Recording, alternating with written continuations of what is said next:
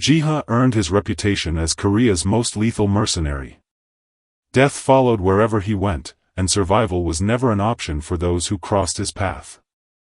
In the midst of all that violence and bloodshed, only one person brought warmth to his cold existence, his fiancée, Rana. She was his anchor, the single ray of light in an otherwise dark world. But fate had cruel plans in store.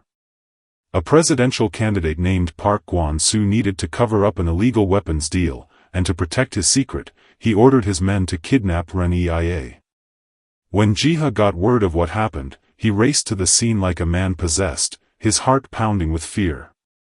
He arrived just in time to see Park Kwon-soo walking away, that twisted, evil smirk plastered across his face. Then came the sound that would haunt Jiha forever, a single gunshot echoing through the air. Ren Ia crumpled to the ground, her blood pooling around her lifeless body. Jiha stood frozen, completely helpless, unable to process what had just happened. Before he could even react, someone struck him hard from behind, and everything went black. When consciousness finally returned, Jiha found himself in an impossible situation. A gun had been placed in his hand, and the scene had been carefully staged. It became crystal clear, the organization he'd worked for had thrown him away like trash and set him up to take the fall for Renia's murder. But Jiha wasn't ready to give up. Through sheer determination and skill, he managed to break free from that nightmare. Now he had only one goal burning in his mind: return to Korea and make everyone involved pay for what they did to Ren Ia. Halfway across the world, a young woman named Anna was running for her life. Her stepmother had kept her locked away since childhood, but she'd managed to escape once again. During her desperate flight through unfamiliar streets, she literally ran straight into Jiha. The moment she heard his Korean accent, hope flooded through her, and she begged him to help her, pleading like her very survival depended on it. But Jiha had his own demons to fight.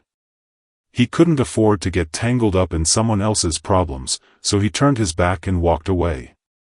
It wasn't long before Anna's pursuers caught up with her.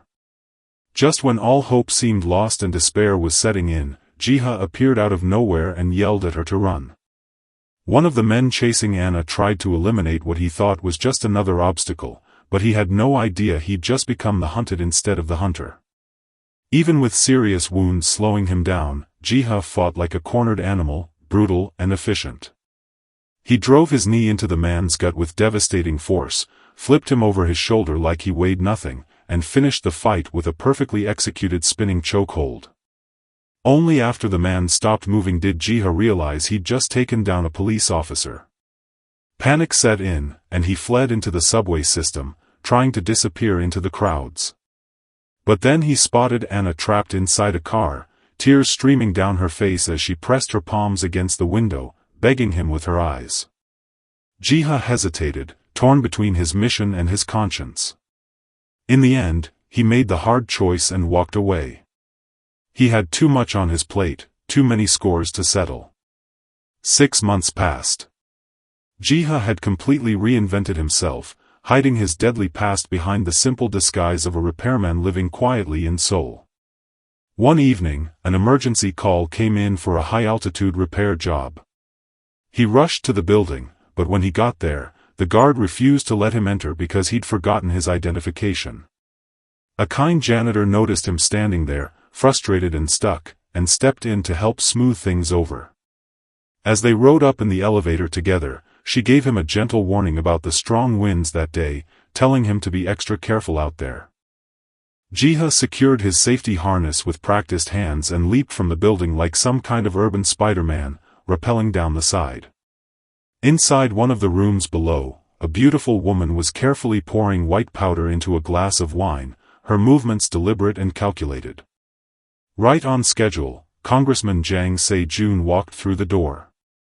He was one of the hottest names in Korean politics, a leading presidential candidate with a bright future ahead.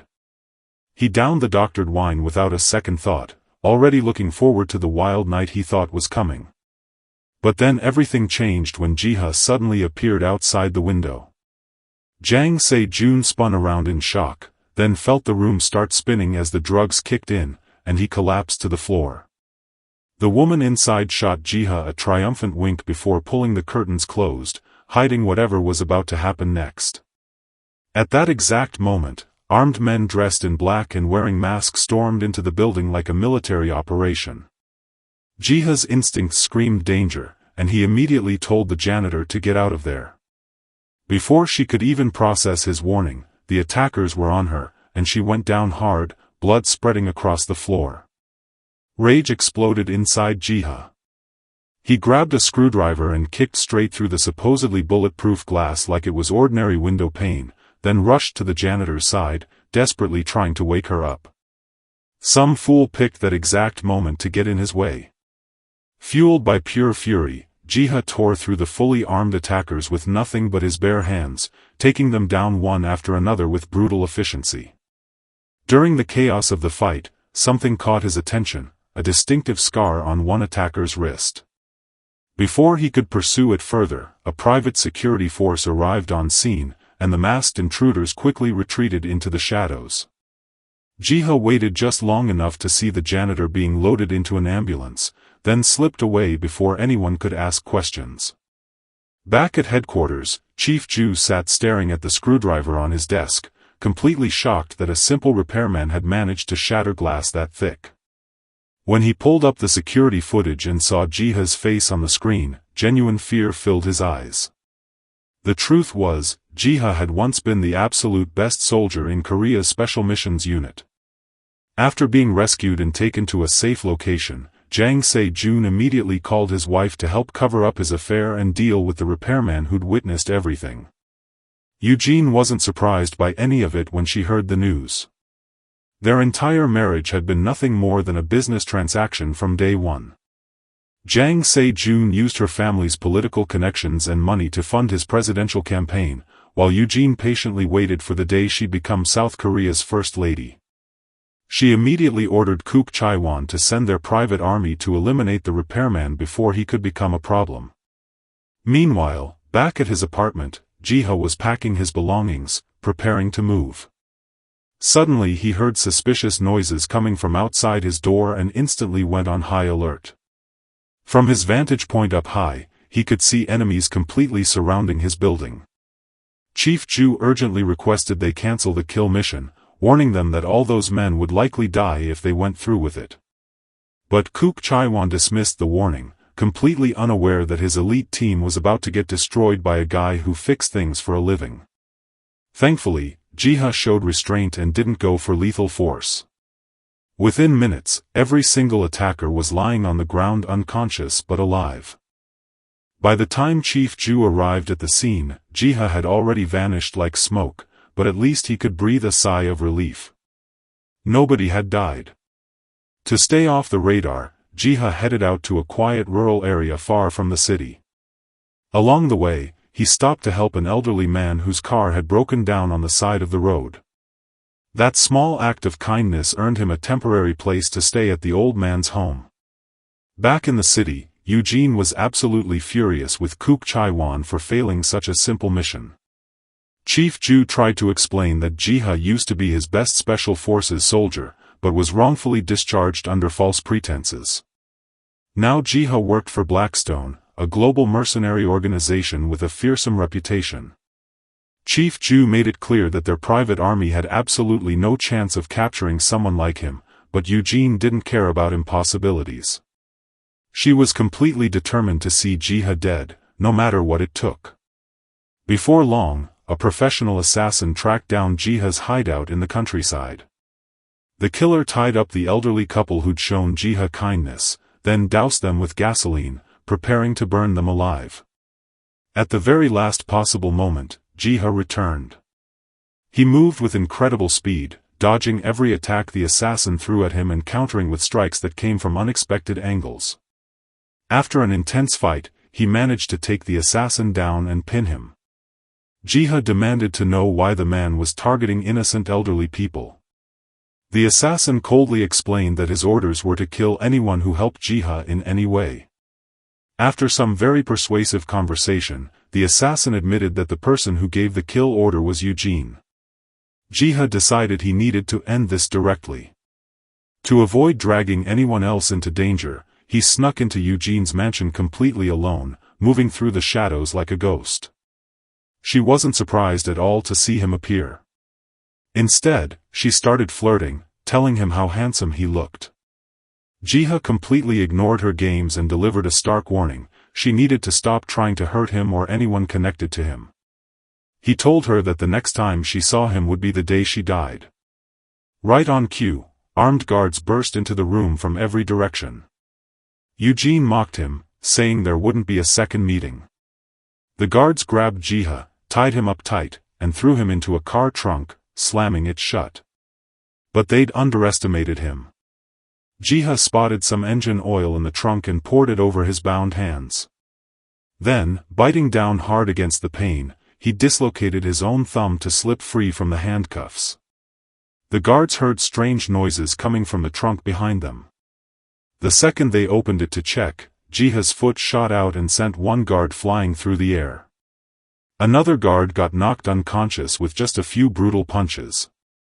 Jiha grabbed a gun from one of the fallen men and broke back into the mansion, more dangerous than ever.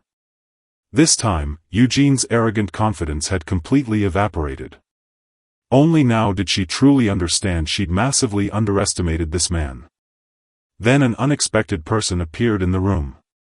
It was Anna, the illegitimate daughter of Jiang Se-jun. After her mother committed suicide all those years ago, Eugene had secretly locked Anna away in Spain for 15 long years. She'd only recently been brought back to Korea. Burning with hatred and years of pain, Anna screamed at Jiha to pull the trigger and end Eugene. But before he could do anything, guards rushed in again, filling the room.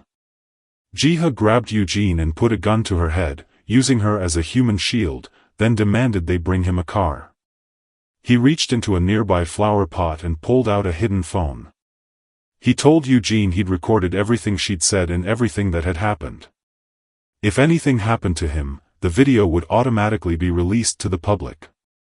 To prove he meant it, he destroyed the phone right in front of her eyes. Eugene panicked and immediately obeyed his every command, afraid of what would happen if that footage got out. But during the drive, the car suddenly accelerated on its own. Jiha sensed something was very wrong and warned Eugene not to play any tricks. She looked genuinely panicked, insisting the car was completely out of control and even the brakes weren't responding. Looking at a motorcycle keeping pace beside them, Jiha realized someone was remotely hacking the car's systems. He tried to shoot at the motorcyclist, but discovered the windows wouldn't open. To make matters even worse, they were bulletproof glass. In that critical moment, Jiha ordered Eugene to make a sharp left turn and quickly swapped seats with her. He slammed his foot down on the gas pedal, trying to speed away and break the hacker's signal range. Once the signal was finally lost, Eugene hit a button to open the window. The car spun a complete 360, and Jiha opened fire on the motorcycle chasing them. Seeing what was happening, Chief Ju immediately ordered his guards to deal with the motorcycle first, but it was already too late to stop what was coming. The car went speeding into a construction zone at dangerous speeds. After completing their mission, the bikers tried to escape, but got slammed by the speeding car. At the same time, Jiha desperately tried to regain control of the runaway vehicle, but it flipped over violently and crashed. Both of them were badly hurt and couldn't move at all. Luckily, some construction workers nearby saw the crash and managed to pull Jiha out of the wreckage. But when the car caught fire, they panicked and ran away in fear, leaving Eugene trapped inside. Jiha ignored the danger, ignored his own injuries, and kept pulling on the door with everything he had, trying to save her. Just as the guards arrived thinking it was too late, Jiha emerged from the flames carrying Eugene in his arms. Right at that moment, the car exploded with tremendous force. He threw his body over hers, shielding her from the flying debris and shrapnel. In that moment, Eugene fell completely in love with the man who'd risked his life to save hers. She ordered her secretary to get Jiha to the hospital immediately and save him no matter what it cost. Soon enough, news about the Chaebol Queen being in mortal danger made headlines across the country. Some lawmakers speculated it was all orchestrated by her husband's political rival, Park Kwon-soo. The hospital director personally visited Eugene's room, but she only cared about one thing, Jiha's condition. She didn't relax until someone confirmed he was safe and recovering. Later, she deliberately loosened her husband's collar and messed up his hair to make him look distressed. Jang Se-jun then appeared in front of the media looking exhausted and emotionally broken. He cried genuine-looking tears and blamed himself for his wife's injuries.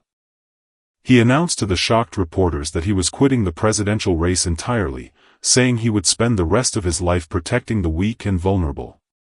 The speech caused a massive stir across the nation. Instead of doubting his sincerity, the public supported him even more strongly than before. Meanwhile, Chief Ju paid a visit to Jiha's hospital room. After a brief conversation, he invited Jiha to join the private security army and even offered him a completely new identity. But Jiha no longer wanted to serve any organization, no matter how prestigious. He'd already been abandoned twice before by people he thought he could trust. Now he only wanted one thing, to find the man who murdered his fiancée and make him pay. By pure chance, he ran into Park Kwon-soo in an elevator. Painful memories came flooding back all at once. Jiha instinctively reached for a gun to take his revenge right there, but suddenly he couldn't breathe properly. Ever since his fiancée's death, he'd suffered from severe PTSD that could strike at any moment. A guard helped him stumble out of the elevator. Jiha stood there staring at the closing doors, feeling both angry and completely helpless. The guard told him that Park Kwon-soo wielded more power than almost any other presidential candidate in the country. This meant getting close enough to him to strike would be nearly impossible. Jiha went home and constructed a bomb with his own hands. It was designed to explode the moment the target came within range.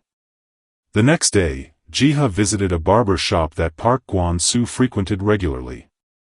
He pretended to lose his wallet and sent the clerk away to look for it. While alone, he slipped the sensor device into Park Kwon-soo's coat pocket. The bomb was already hidden and waiting above the revolving door. Just as the plan was about to work perfectly, a young boy suddenly ran ahead into the danger zone. Jiha's heart stopped. Fortunately, the revolving door malfunctioned and broke down, forcing Park Kwon-soo to leave through the side exit instead. A guard sensed something was wrong and tried to check Jiha's identification. That's when Jiha noticed a scar on the guard's wrist, the same distinctive scar he'd seen on one of the masked men who broke into the building before. So he decided to continue their unfinished fight right there. As backup forces started arriving, Jiha had no choice but to retreat quickly and escape to the rooftop. He moved fast, putting on a safety harness he'd prepared in advance for exactly this kind of situation, but to his complete surprise, a car was waiting for him on the street below, and Eugene was sitting inside. She told him his true identity had been exposed and that taking revenge would only become harder from this point forward. Then she invited him to work together with her to take down Park Kwon-soo. This time, Jiha agreed to the partnership. On his first official day at work, Jiha became the center of everyone's attention. Chief Ju promoted him straight into the elite team, but the team leader wasn't happy about it at all, saying the other members would never accept some outsider. Jiha didn't bother arguing with words. In the bathhouse, the team decided to teach the new guy a proper lesson, but they had absolutely no idea they were messing with the wrong person. Jiha toyed with them at first, almost playfully, then systematically took them down one by one with precision strikes. He proved his worth through pure strength and skill, earning their respect the hard way. Soon after that display, the team leader gave everyone their new assignments. Jiha's first mission was to protect Eugene's stepdaughter, Anna. Chief Ju told him that before the presidential election happened, Anna absolutely had to remain hidden from the world no matter what. Jiha followed his orders and kept careful watch over everything happening in the villa where Anna was staying. Late at night, Anna walked out of her room, and Jiha immediately became alert, watching her movements closely on the security monitors. She went into the kitchen searching for something to eat. Then she found a pack of instant ramen and started happily dancing around like a kid. Looking at this innocent girl, Jiha couldn't help but smile despite himself. Anna clumsily placed a pot on the stove but couldn't get it to light no matter what she tried. Looking sad and defeated, she hugged the uncooked ramen package and started to leave the kitchen. Jiha felt anxious, unsure how to tell her the gas valve wasn't even turned on. Frustrated with the situation, he went out to the balcony to clear his head, but noticed something odd on the roof above. Like Spider-Man, he climbed up silently to investigate. Thankfully, everything was fine up there. Anna was just sitting there eating her ramen and feeding scraps to a stray cat. The mother cat soon called her kitten home with soft meows. Watching this simple scene, Anna thought of her own mother and began to cry quietly. Jiha snuck into the attic storage area and found an old photo of Anna with both her parents, back when things were happy. He felt deep sympathy for this poor girl who'd lost so much. The next night, Jiha boiled hot water for her in advance, then rushed back to the control room to watch. Anna went to the kitchen and discovered the sweet surprise waiting for her. While cooking her ramen, she seemed to sense someone was watching over her. Suddenly, the security screen went completely dark. Jiha panicked and frantically switched camera angles until he finally found her again. On screen, Anna was dancing alone in the kitchen like a completely carefree child, lost in her own little world. Jiha couldn't help but feel happy seeing her joy. Soon after, Eugene received news that her wealthy aunt had passed away. She put on perfect makeup and expensive clothes, preparing herself to inherit the massive fortune her aunt was leaving behind. Security at the funeral was extremely tight, and regular guards weren't allowed inside the ceremony. So Eugene asked Jiha to pose as her personal driver for protection. After the memorial service ended, Eugene headed to a private family meeting. Before she went inside, Jiha quietly slipped a special pen into her bag and told her to press it if she ever felt she was in danger. Sure enough, the moment she entered that room, the heavy door was locked behind her. The family lawyer stood up and announced that the aunt had left all her valuable shares to Eugene. The mood in the room immediately turned tense and hostile. Feeling genuinely uneasy, Eugene pressed the pen's button. Outside in the car, Jiha listened carefully to the entire conversation through the hidden transmitter. Her uncle offered to buy all her shares at 3 times their market value, which seemed generous on the surface.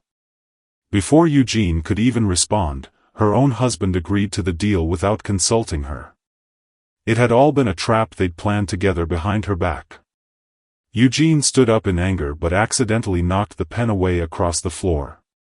She'd just lost her only way to call for help. Jiha knew instantly she was in serious danger. He grabbed an umbrella from the car and rushed inside alone. 6 professional guards were stationed in the hallway, but he took them all down with practiced ease. Then he triggered the building's fire alarm system, causing a massive spray of water to rain down in the meeting room where Eugene was trapped. Everyone inside panicked and started shouting for the guards to open the locked door. Seeing Eugene completely soaked and looking helpless, Jiha felt a bit sorry for her. He opened the umbrella and gently told her not to worry, that everything would be okay. In that moment, Eugene looked exactly like a princess from a fairy tale, finally meeting her knight in shining armor. She began to truly trust this dangerous but undeniably charming man. Because of this incident, Jiha was granted special access to the company's most secure headquarters. With the hunt for Park Gwon-soo about to begin in earnest, Eugene wanted to know more about Jiha's mysterious past, but he stayed completely silent. Eugene decided to be honest with him first. She confessed that their base had the most advanced artificial intelligence system, which held secrets from all over the world. The magic mirror only listened to her voice and answered any question she asked it. Her complete honesty finally moved Jiha to open up. He revealed that Park Gwon-soo had murdered his fiancée in cold blood. The AI mirror then analyzed all of Park Gwon-soo's past movements and communications, finding shocking evidence. He'd been selling illegal weapons to local rebel groups. RENIA had discovered their illegal deal while working as a translator for what she thought was legitimate business. so they silenced her permanently to protect their secret. Meanwhile, Anna saw on the news that her father would be attending a church event the following day. She believed he hadn't visited her because of her stepmother's constant threats, so she started planning another escape. While the female bodyguard assigned to watch her stepped away, Anna secretly put sedatives in the woman's coffee. Then she stole her identification and wallet, disguised herself to look like the bodyguard, and quietly slipped away from the villa. Anna went to a care home to visit the elderly maid who'd once looked after her mother years ago. Though the maid's mind was no longer clear and sharp, she still shouted desperately for Anna's mother to run away before Eugene killed her. This made Anna even more certain that her stepmother was the one who murdered her mother. At that same time, Eugene was helping her husband build a positive public image for his campaign. They held an elderly woman's arms and walked into a church together, smiling for the cameras.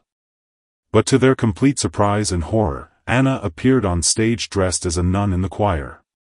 Jang Se-jun immediately lowered his head in fear. If people found out he had an illegitimate daughter, he'd instantly lose his chance to become president. Bodyguards tried to move in and remove her, but the priest politely stopped them, protecting the sanctity of the service. After the choir finished singing their hymn, all the other nuns quietly left the stage. Only Anna remained standing there, tears streaming down her face, looking directly at her father with desperate hope. Jang Se-jun didn't dare meet her painful gaze, while Eugene was mentally calculating whether she'd need to kill the girl to protect their political future. In the end, Anna said absolutely nothing and quietly left the stage with her head down. Jiha ran after her but only managed to find a handwritten note she'd left behind. Anna was begging her father to please come and take her home. Jang Se-jun had no idea where she'd gone and even blamed her for causing such embarrassing trouble.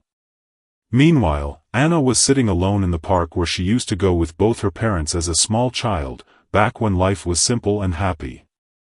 Some girls nearby were taking selfies and accidentally caught Anna in the background of their photos. That single photograph caused a massive crisis. The security guards were able to track her exact location using the picture posted online. Anna sat there praying with all her heart that her father would come for her. But when she finally opened her eyes, it was Jiha standing there instead. He handed her a strawberry ice cream and gently said her father had bought it for her. Anna's face lit up with a genuine smile, and she started eating it quickly, savoring every bite. Moments later, she started having severe trouble breathing and passed out cold. The old maid had warned them, Anna was severely allergic to strawberries, deathly allergic. Without thinking twice, Jiha gave her mouth-to-mouth resuscitation right there.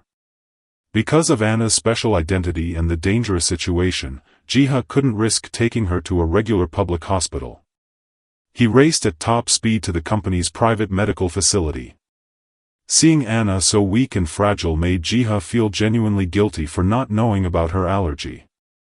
Fortunately, she was treated quickly enough and survived the close call. As she looked at Jiha through the door window, she remembered the gentle way he'd touched her face and felt a small spark of happiness despite everything. Later, Jiha learned about Anna's truly tragic past from one of the security trainers. Her mother died under suspicious circumstances when Anna was very young, and the girl was immediately forced to go abroad, torn away from everything she knew. Jiha felt even deeper sympathy for this pathetic, lonely girl. After hearing that Anna had regained consciousness, Eugene rushed to the medical facility to visit her. But Anna hated her stepmother with every fiber of her being. She firmly believed it was Eugene who was deliberately interfering and preventing her reunion with her father. But Eugene told her a brutal, harsh truth that Anna needed to hear. Jang Se-jun was completely selfish at his core. He would never, ever give up his bright political future for someone he loved, not even his own daughter. At that exact moment, Jang Se-jun was shamelessly flirting with a young makeup artist, completely unaware it was actually a trap set by his political rival. After delivering a passionate speech to his supporters, he rushed into a private room and began undressing eagerly. As he entered the bathroom, the woman took a syringe filled with anesthetic from a waiting guard. Jiha saw everything unfold from his position in the hallway outside. He urgently warned Jang Se-jun to get dressed immediately and leave as fast as possible. The police had already surrounded the entire room and were preparing to burst in. Jiha grabbed Jang Se-jun roughly and rushed out through a back exit. He'd risked absolutely everything to save this man just so he could tell him one critical thing: Anna had tried to kill herself by deliberately eating strawberries. Jang Se-jun was filled with regret and guilt when he heard this. He admitted he'd been avoiding Anna because he simply couldn't escape Eugene's iron grip on his life right now. He said that only by gaining the highest political power in the country could he finally save Anna from her stepmother. Otherwise, Eugene would hide her somewhere he could never, ever find her. He ordered Jiha to protect his daughter with his life until the very end, no matter what happened. At the same time, Eugene heard her husband was at the medical facility and quickly pulled up the security camera feeds. Jang Se-jun spoke very carefully, terrified of saying the wrong thing and revealing too much. He even pretended he didn't know Anna was deathly allergic to strawberries, playing ignorant. After everyone else left the room, Anna finally hugged her father tight and cried into his shoulder. She told him through her tears that Eugene had killed her mother all those years ago. However, Jang Se-jun didn't care about the truth at all. He coldly warned her never to say such dangerous things again or it would completely ruin his political future. Hearing those heartless words, Anna realized with crushing sadness that she really was nothing but a burden to her father, exactly like Eugene had said. Eugene watched the whole scene on the monitors and mocked herself for risking her entire fate on a selfish jerk like him. Soon after, Jiha brought Anna safely back to the villa. She noticed he was completely different from all the other security guards she'd encountered. Whenever she was with him, she felt genuinely safe and protected. Just as they got out of the car, Jiha spotted someone hiding in the shadows taking photographs of them. Years earlier, back when Anna was trapped in Spain, a famous fashion designer had accidentally photographed her while she was on the run. He was immediately captivated by her natural beauty and offered a large reward to anyone who could find out where this angel-faced girl was. Jiha came up with a clever strategy to protect Anna from immediate danger.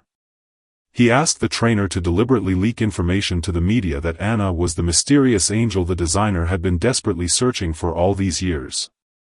Within hours, reporters completely surrounded the house, cameras everywhere. Eugene panicked, terrified that Anna's true identity would be exposed to the public, so she sent professional assassins to quietly kill the girl. But Jiha was completely ready for this move. He systematically took down all the hidden snipers positioned outside the villa.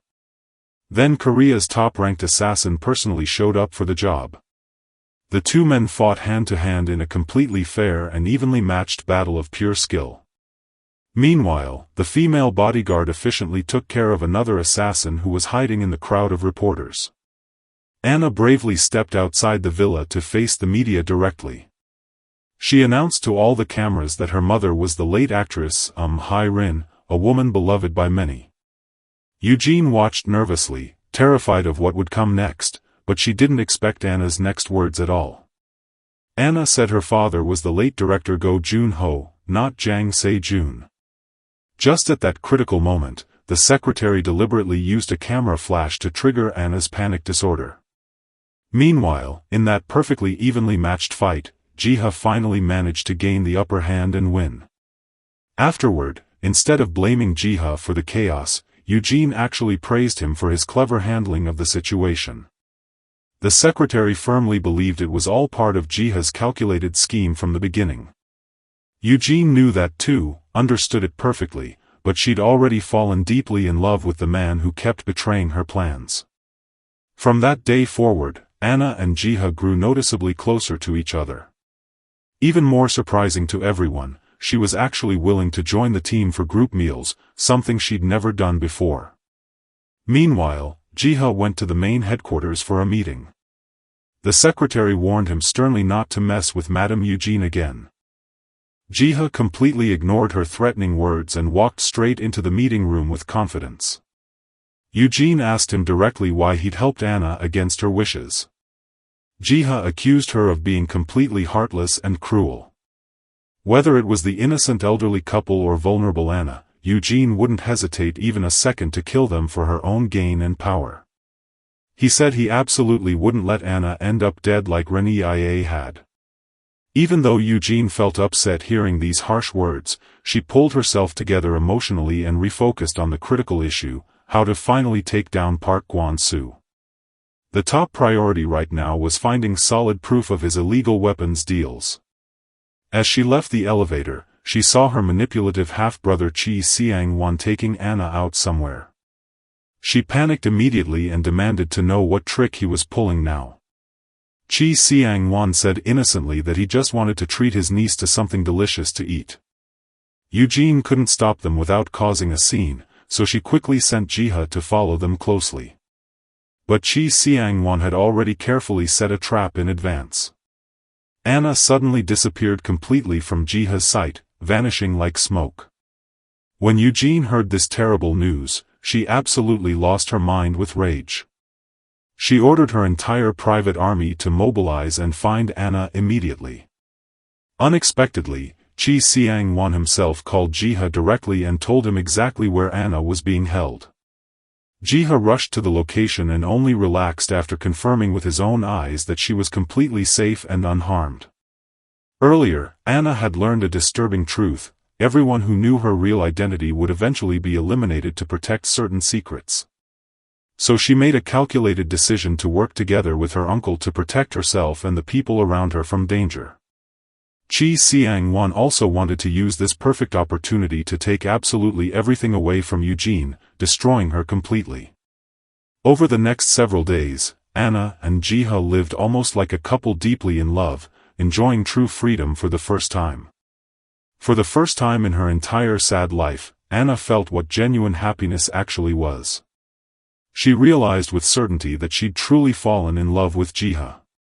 Soon enough, Anna obtained the official case report about her mother's so-called unnatural death. The document showed that Hai-rin didn't actually die from sleeping pills like the public had been told. She died in tremendous pain from something else entirely. Anna then appeared on Eugene's nationally broadcast talk show and announced on camera to millions of viewers that she would uncover the complete truth about her mother's death no matter what it took.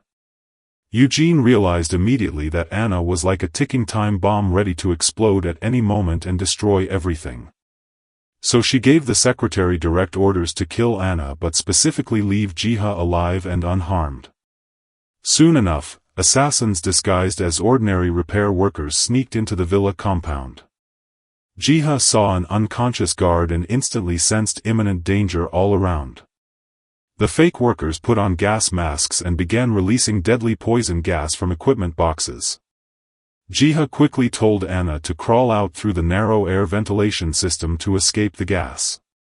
Then he tried calling Eugene for help, but the secretary answered her phone instead.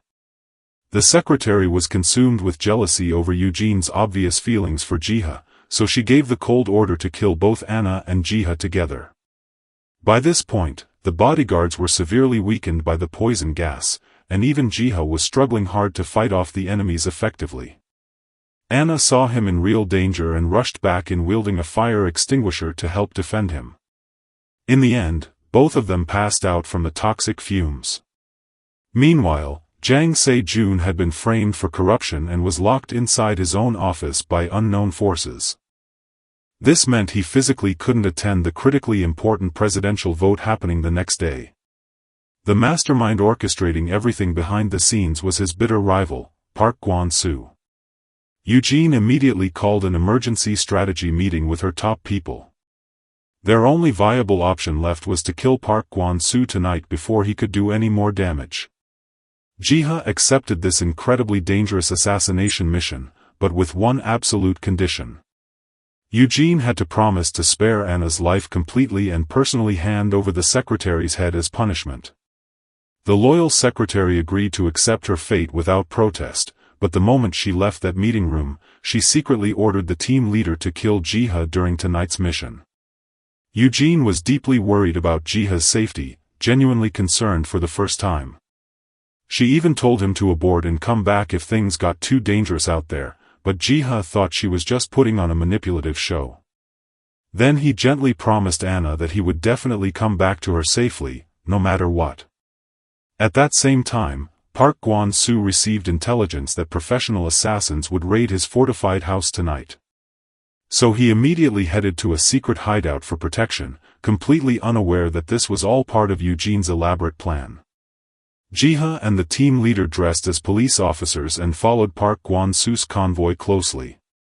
His cautious assistant suddenly spoke a code word out loud, instantly exposing their fake identities. Fortunately, hidden snipers were positioned nearby and provided crucial cover fire. Park Gwon-soo ran inside his safe house under heavy protection from his personal guards, but Jiha and the team leader kept relentlessly chasing after him. During the chaotic firefight, the team leader took a bullet. In that split-second critical moment, Jiha fired his weapon and saved the man's life. Then he broke through a wall of flames and rushed into the safe house just before the heavy security door slammed shut. Park Gwon-soo fell to his knees and pathetically begged for mercy. But Jiha found he couldn't pull the trigger to end it, because he'd made a sincere promise to Anna that he'd return alive. So instead, he ordered Park Gwon-soo to release all his captured teammates, then called Eugene to report the situation. She realized immediately he was in serious danger and agreed to negotiate directly with Park Gwon-soo to save Jiha's life. Soon after these negotiations, Jang Se-jun was mysteriously cleared of all charges and announced he would join forces with the ruling political party. The team leader absolutely refused to betray the man who'd saved his life, completely ignoring repeated calls from the secretary demanding Jiha's death. The moment the mission was officially over, Jiha rushed straight back to Anna's side as fast as he could. At the same time, Jang Se-jun stormed into the villa absolutely furious about everything. He warned Eugene in no uncertain terms that if anything happened to Anna, their political contract would be permanently terminated. Eugene felt her heart breaking into pieces. She deeply regretted falling stupidly in love with him when she was young and naive, giving everything she had to support his political career, only to be treated like this. But Eugene was strong. She quickly regained her emotional composure. She dressed up in expensive clothes and makeup and went to see Jiha at headquarters. But at that exact moment, he was celebrating the successful mission with Anna and the entire security team. Eugene saw them together from a distance, laughing and happy, and left sadly without saying a word. Tragically, she'd met the right man at completely the wrong time in her life. After this dangerous mission, the team leader fully accepted Jiha as one of their own. Their bond had grown incredibly strong through shared combat. The next day, Jiha arrived at headquarters and found everyone praising him like a hero. Word had spread throughout the entire organization that he'd saved the whole group single-handedly. Even the previously arrogant secretary now treated him with genuine respect. But their absolute top priority was still taking down Park Gwon-soo permanently. Eugene discovered a key piece of evidence using the Magic Mirror AI system. One of the people directly involved in the illegal weapons deals was the president's own son, Kim Suk-han.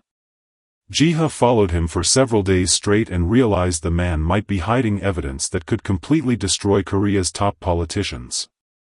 So he told his team to keep obvious surveillance on Kim Suk-han and make it look deliberate.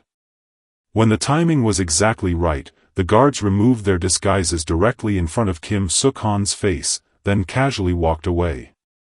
Feeling extremely uneasy, he rushed to a church where he'd hidden something.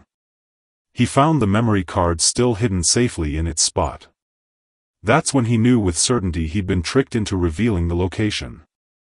Jiha immediately chased after him, but was stopped by professional men in black. Kim Suk-han jumped into a waiting car and tried desperately to escape. Right at that moment, Park Gwon-soo's men showed up and tried violently to snatch the precious memory card away. Kim Suk-han suddenly fought back with surprising strength and ran as fast as his legs could carry him, but he ended up trapped in a dead-end alley with nowhere to go. Just in time, Jiha saved his life and managed to grab the critical memory card, but a bullet struck him hard in the stomach. Not knowing if he would even survive, Jiha quickly hid the card in some grass nearby. Right then, Chief Ju arrived with backup forces and rushed the bleeding Jiha back to headquarters for emergency treatment. Eugene completely panicked when she saw him covered in blood. She ordered the medical team to save him no matter what it cost or took. The bullet was successfully removed through surgery, but Jiha had lost way too much blood and fell into a dangerous coma. For the first time in her life, Eugene actually prayed to God, begging him to save the man she loved. Thankfully, after extremely hard work from the skilled doctors, Jiha survived his wounds. Meanwhile, news spread rapidly across the country that the president's son had been violently attacked. Jiha became the main suspect and was wanted by police throughout the entire city. Soon enough, police forces came to search Eugene's company headquarters thoroughly. Powerful businessmen from across Korea, including Chi Seang-won, held an emergency meeting to discuss the crisis. If Eugene somehow got that memory card, they would all be completely ruined, so they carefully didn't act rashly yet. Meanwhile, Kim Suk-han woke up in his hospital bed and remembered clearly that Jiha had actually saved his life. He immediately ordered his influential men to stop hunting Jiha. Watching the police suddenly withdraw from her building, Eugene realized that Jiha must have successfully obtained the critical evidence. She quickly ordered Chief Ju to go find that memory card before anyone else did. At the same time, Jang Se-jun desperately wanted it too. It was his only realistic chance to finally beat his rival and escape from Eugene's suffocating control over his life. Anna heard that Jiha had been seriously hurt and immediately rushed to the company to see the man she loved with all her heart. She even got down on her knees and called her worst enemy mother for the first time. Eugene was absolutely stunned by this gesture. She took Anna to the headquarters and honestly told her that Jiha was still in critical condition and might not survive. Eugene made a solemn promise to save him, but only if Anna agreed to leave Korea immediately and return to Spain. Anna agreed without any hesitation whatsoever. After saying her painful final goodbye to the unconscious Jiha, she left for Spain exactly as she'd promised. But the moment she boarded the plane and sat down, Park Kwon-soo's men violently took her away. At that same time, Chi Seang-won was secretly teaming up with Park Kwon-soo behind everyone's back. Together they planned an absolutely massive scheme designed to destroy Eugene completely. Chi Seang-won had already bribed Kook Chai-won well in advance. Then he boldly stormed into the headquarters carrying 600 pounds of military-grade explosives. His armed men quickly took complete control of the building and captured all the security guards. Eugene sensed terrible danger approaching and immediately shut the bulletproof security doors. Chi Seang-won calmly activated a digital timer on the massive bomb, then threatened Eugene to hand over complete control of the entire company. Just then, Park Kwon-soo called her phone and demanded she hand over the memory card immediately. Following a subtle signal from Jiha, who'd regained consciousness, Eugene claimed the memory card wasn't in her possession right now. Kook Chai-won used a lie detector and confirmed her words were actually true. Jiha volunteered to get the card back from its hiding place, but only if Park Kwon-soo promised to protect him from harm. Seeing how badly Jiha was still injured, Park Kwon-soo agreed to the deal. Jiha urgently told Eugene to let everything go and start a completely new life somewhere safe. She didn't give him a direct answer. She only said it was such a shame they didn't meet under better circumstances or at a better time in their lives. Once Jiha left safely, the deadly game began in earnest. Eugene told the Magic Mirror AI to locate the traitor's family members and contacted local assassins to kill them all. Kook Chai-won immediately dropped to his knees, desperately begging for mercy. He even offered his own life to make up for his terrible betrayal. Eugene then publicly announced that whoever successfully killed Chi Seang-won would receive a $1 billion bounty. However, Chi Seang-won calmly revealed that he was carrying a bomb sensor device. The very moment he died, the explosives would detonate instantly and kill everyone. Eugene seemed to have expected exactly that move. Meanwhile, Jiha finally found the memory card where he'd hidden it, but was immediately attacked. Chief Ju arrived just in time and saved his life once again. Jiha decided they needed to release the contents of the card to the public immediately. Otherwise, both the company and Eugene would be in terrible danger. Jang Se-jun strongly disagreed with this plan. He pressured Jiha to hand over the memory card so he could use it to fulfill his selfish political ambitions. Jiha had grown completely sick and tired of all these greedy, power-hungry people. He decided to get his revenge on Park Kwon-soo in his own way, following his own code. He ordered an airstrike that blew up the safe house in a massive explosion, but frustratingly, nobody was there. A guard told him that Park Kwon-soo had already kidnapped Anna. If Jiha wanted to save her life, he had to hand over the card immediately.